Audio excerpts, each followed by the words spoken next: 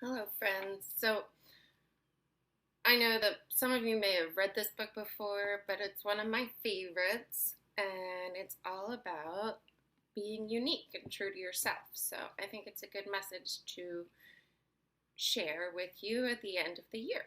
So, it's Giraffes Can't Dance by Giles Andreae. And there's the little monkeys dancing, and the warthogs.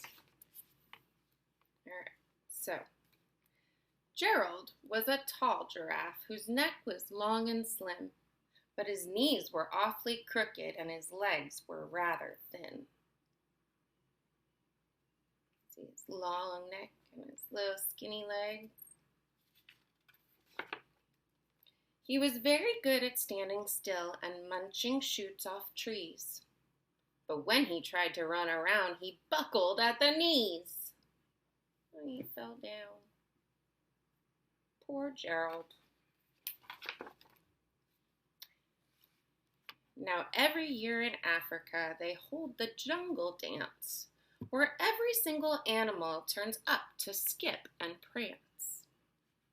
Look at all these animals. There's the hippos. The zebras are over here. The lions are chilling. I think those are lizards or salamanders. There's all sorts of animals. The monkeys, the leopards, hyenas, elephant. So they're there for the jungle dance.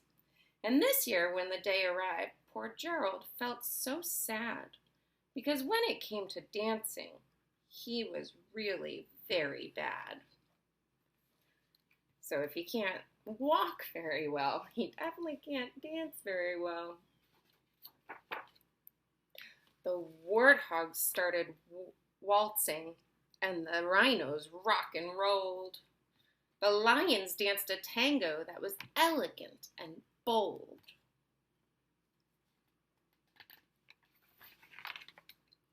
The chimps all did the cha-cha with a very Latin feel. And 8 baboons then teamed up for a splendid Scottish reel. These are all real dances from different parts of the world, by the way. Gerald swallowed bravely as he walked toward the floor, but the lions saw him coming and they soon began to roar. Hey, look at clumsy Gerald, the animals all sneered. Giraffes can't dance, you silly fool. Oh, Gerald, you're so weird. They weren't being very nice to Gerald, were they?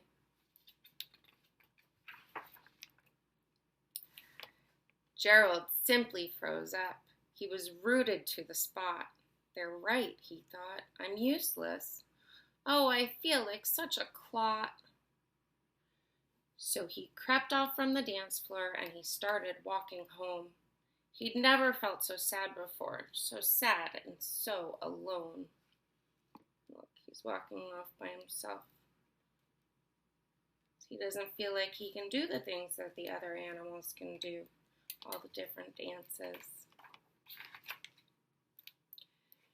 Then he found a little clearing and he looked up at the sky. The moon can be so beautiful, he whispered with a sigh. Excuse me, coughed a cricket who'd seen Gerald earlier on, but sometimes when you're different, you just need a different song. This is one of my favorite parts of any book. Because if you think about it, sometimes when you're different, you just need a different song. Maybe you're not the greatest at one thing, but you're great at something else. Or maybe you have a different way of doing things that some people will find great if you at least show it off. Listen to the swaying grass and listen to the trees. To me, the sweetest music is those branches in the breeze. So imagine that the lovely moon is playing just for you. Everything makes music if you really want it to. I think that's true too. If you go outside and listen really carefully, there's always noises happening in nature, and it could be viewed as its own kind of music. So with that, the cricket smiled and picked up his violin. Then Gerald felt his body do the most amazing thing. His hooves had started shuffling, making circles on the ground. His neck was gently swaying, and his tail was swishing round. Look, he's getting it.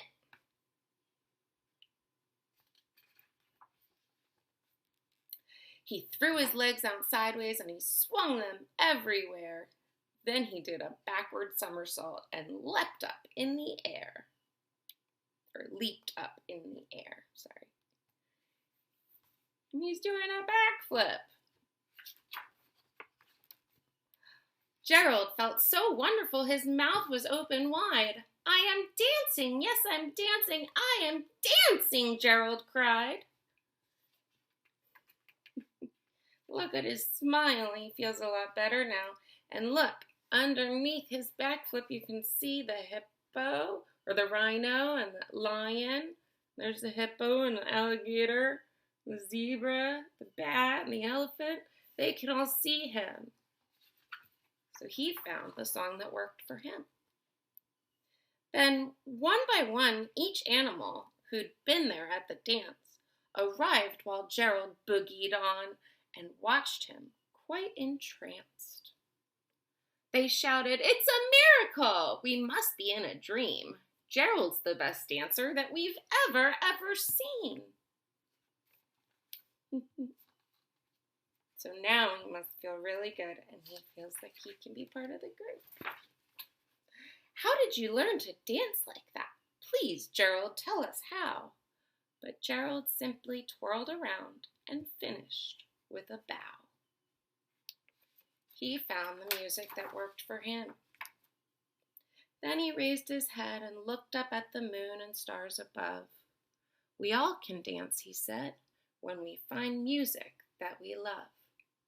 So once you find your special thing, you will dance and flip and outshine others when you find your own special thing. Everybody has a special thing. You just have to find it. Don't give up till you do. I hope you enjoyed the story, friends. Remember, you can do anything if you try. If you keep practicing, you persevere, you'll get it. And if you don't feel good at one thing, try something else, because you never know what might be your music and your special thing. Happy learning, friends.